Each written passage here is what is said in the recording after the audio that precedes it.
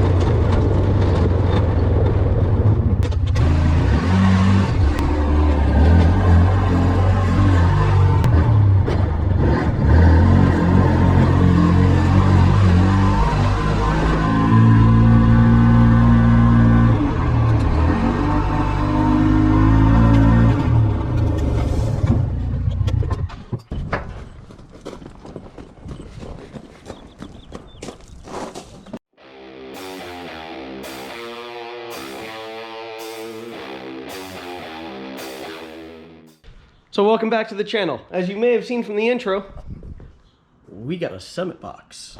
That means we got parts. I had to do some tuning on the carburetor. It ended up leaning out really nice on the highway, so hopefully I won't run out of gas anymore. But I'm getting 10 miles per gallon instead of 7, so the 30% improvement. When I pulled out all the spark plugs, everything was great, except cylinder 2. This is pretty much how every cylinder looked, except for cylinder 2. Cylinder 2 is darker. I did run a compression check, and my compression was between 204 and 208 between all the cylinders, which is excellent, which is right where I want it.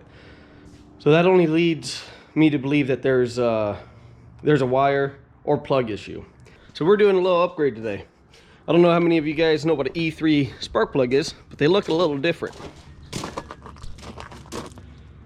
Here's a normal spark plug, 1 prong, nothing else, just pretty standard. Here's an E3 spark plug. As you can see, they have 3 prongs and pretty much like a plate across the top with a little hole in it for the sparky spark. The additional material will help keep the electrode at the top, the grounding straps, whatever you want to call them, keeps that nice and cool, helping any pre-ignition issues. I don't think I have any pre-ignition issues, but you can never be too safe. I was running MSD, just your Street Fire spark plug wires. I'm switching to some actual racing spark plug wires. We'll see, you know, how much more race I get out of it. So what's in the box? All right, got a filter. That was awesome. Got a filter. Valvoline VR1 1030 in it. Ton of zinc, all the good stuff for flat tap cams. 8.5 mil wire kit. Starter bolts, more starter bolts. Didn't realize this came with it. Good job.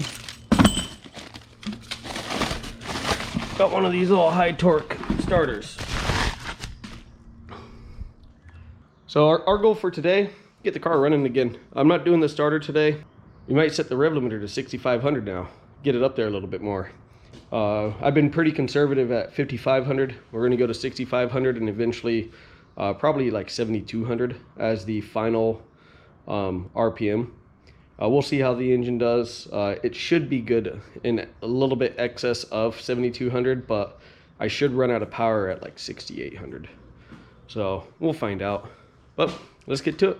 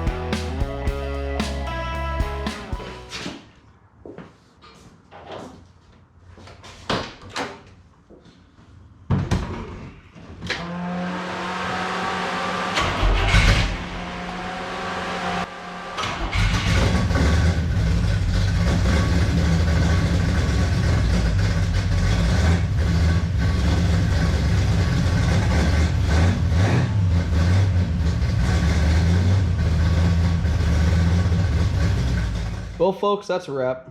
We got this thing put back together. She's ready for probably another 1,000 miles before I do much maintenance on her, unless something weird happens.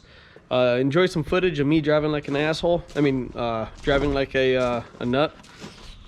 And we'll catch you then.